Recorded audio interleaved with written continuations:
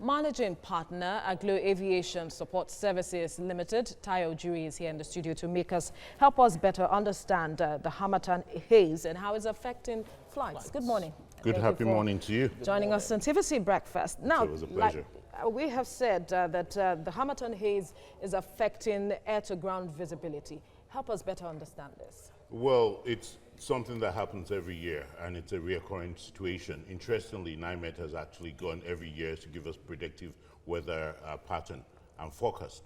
So what we should have done as experienced project managers is to understand that this would always come annually, and in installing the upgrading the category 2 to category 3 ILS instrument landing system is to have planned that prior to whether Harmattan does stay season, we should actually get the equipment ready, install and optimally efficient operating before Harmattan comes. Absolutely. Because you find out that the weather pattern across West Africa, i.e. Cotonou and Accra, where the other international airlines are going, it's the same weather pattern. Really? It is the same weather pattern. So what the challenge is that it's just the inefficient and inoperative equipment. So how is this impacting our image as a country, being a giant of West Africa that should be, at the forefront of anything like this? I would actually address how it's actually affecting the airlines. More like it, as well as the passengers. Yes. With that, it's affecting, you find out that we're actually still dealing with coronavirus, which has actually affected international airlines to an extent of about $625 million so far, and we're still counting. So with these challenges, we have 24 international airlines coming to Nigeria. And when we see lots of them canceling their flights and diverting, we've seen about 323 million naira daily, because they have to pay for passengers' ticket, they have to pay for passengers' accommodation, they have to pay for rebooking of the ticket, they have to pay for other things, navigational charges, fueling at other destinations. Yeah. So all these things add up. Wow. Now talk about the passenger's perspective. Someone that's actually taking time off to come and either do business or to attend an event, and they have to cancel. Some people are still stranded in Ghana, as it were. So you find out that this actually is cutting into their cost, and it now affects the perception, which is where your question is. So with that, it actually affects the perception of does this actually allow for ease of doing business in Nigeria? The minister said on Friday that they're trying to actually sort the issue out. How soon will this be sorted out? How long does it take to sort this out? I mean, you are the expert here. It does. It's a very technical equipment, and it's a component of the equipment. So obviously, it's getting the engineers to actually get it sorted out. And over and beyond that, once it's sorted out, we have to actually ensure that it works efficiently, and that's where we need the calibration. We have to get the calibration aircraft to come and calibrate it and ensure that it works optimally. Do we have the capacity? Do we have the structure? We had the aircraft that was bought last year for $8.5 million, but obviously the aircraft is now not efficient. We got the aircraft loan from Masecna, which is now, would that aircraft from Masecna be readily available when we need it? Because this is more of an emergency than a normal operation. Yeah. Going by all you have said, why does it take us this long? Because we know that every year Harmattan will come. Yes. Why is it taking us this long to upgrade the equipment such that once we have this situation, it's a no problem, we're just moving? That's a question that started with. It's a no-brainer. It's not rocket science, but obviously it's part of the ineptitude in the system, unfortunately. If we know that NIMET had given us a predictive weather forecast, we know we had to upgrade.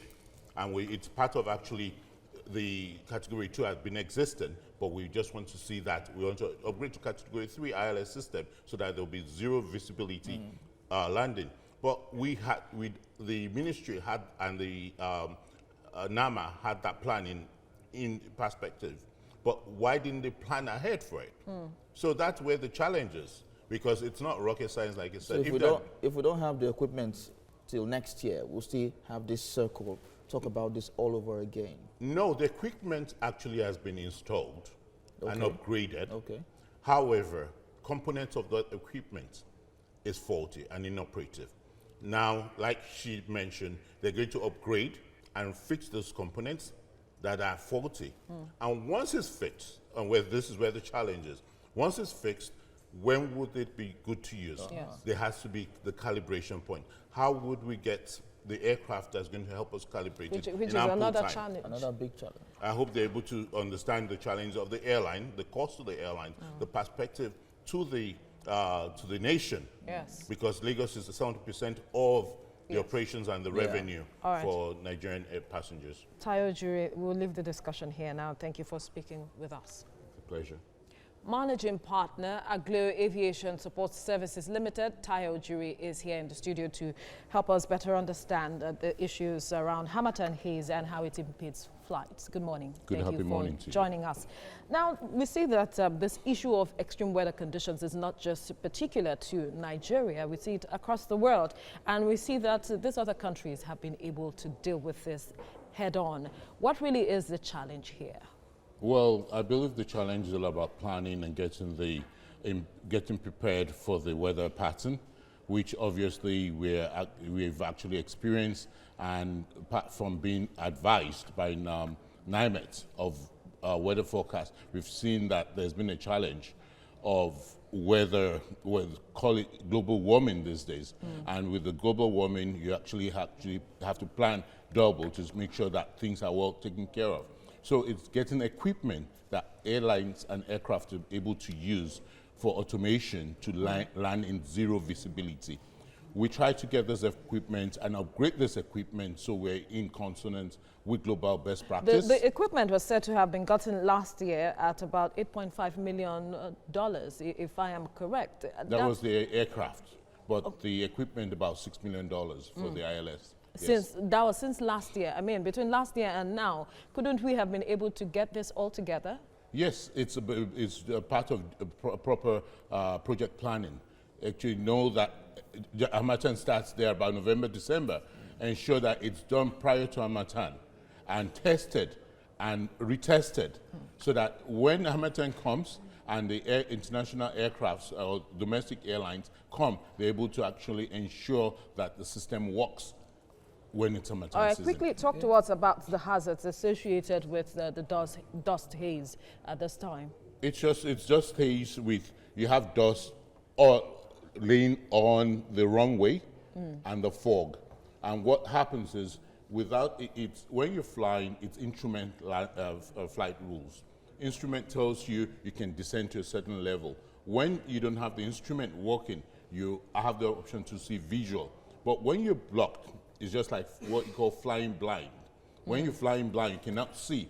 So rather than risk safety, which is a huge issue or a huge part of aviation, you rather go and take the best way and better option to go and rest somewhere. The weather clears up, and then you come and land. Well, who takes responsibilities for who pays for all of this? Because the passengers tend to, it is said, the passengers tend to suffer more. When they get to the airport, they get to hear that the flights have been cancelled. Unfortunately, the passenger pays for it in their time, loss of revenue, and not unable to meet their business and personal commitments in that way, which is unquantifiable revenue, huge unquantifiable revenue. But the airline, to a great extent, also pay for it. So far, based on my analysis, we've seen about 4.7 billion so far lost by the airlines. Wow, that's quite huge. Thank you so much, Tayo Jure, for speaking with us. Managing partner, Aglo Aviation Support Services Limited, Tayo Ojuri, is here in the studio. Thank you very much for joining us. Thank you. Welcome.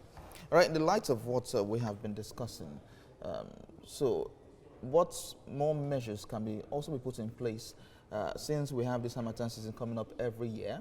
Yes, we have the equipment that has not been installed, calibrated and all. But apart from that, what more can the aviation sector do so we do not have such situation and we prepare adequately for the next Harmattan season? I think we should actually fix the spilled milk at the moment before we actually start looking forward to what next year. Okay. And fixing the spilled milk is for those concerned, which is specifically Nigerian Airspace Management Agency, to tell us a time frame where the instrument landing system will be configured and the calibration will be made and normal operations would resume. This is actually going to reassure the traveling public as well as airlines, because as it is, the aviation sector is highly volatile. The airline business is highly volatile, and the margins are very slim.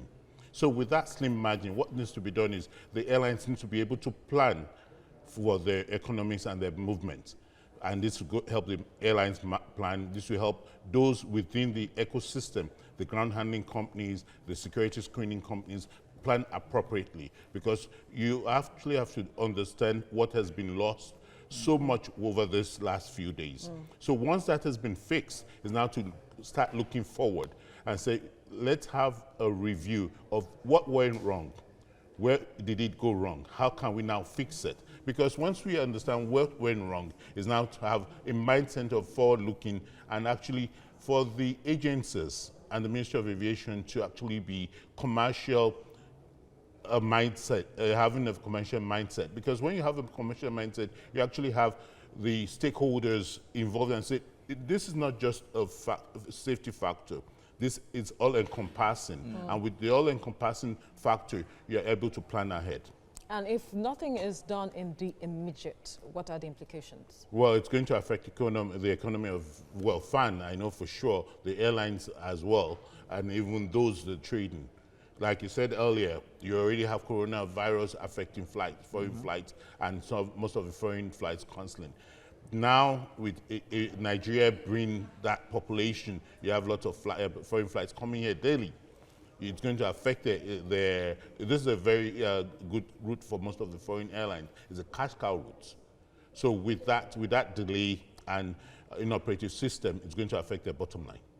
And even those that have to travel for business or visiting family and friends. Imagine if you have to come in for a burial or a life-changing event like a 70, 80-year-old birthday celebration, yes, anniversary. It affects other things, and as well, it's actually Is this affecting local flights too? Yes, it did affect local flights. You had lots of local flights being delayed because you understand that the domestic runway does not have the lighting, and so everybody goes to the international runway, the 18 left. To actually sorry, 18 right, to go and land. So with that, everybody goes to the international runway to land, and that does affect. There are a whole lot of issues that have to be dealt with. But it's a national issue. It needs to be fixed. 70% of FAN's revenue comes from Lagos. Wow, and that has to be sorted out quickly, so we do not have a dwindling revenue in that sector. Exactly. All right, thank you very much for talking to us on this. Pleasure.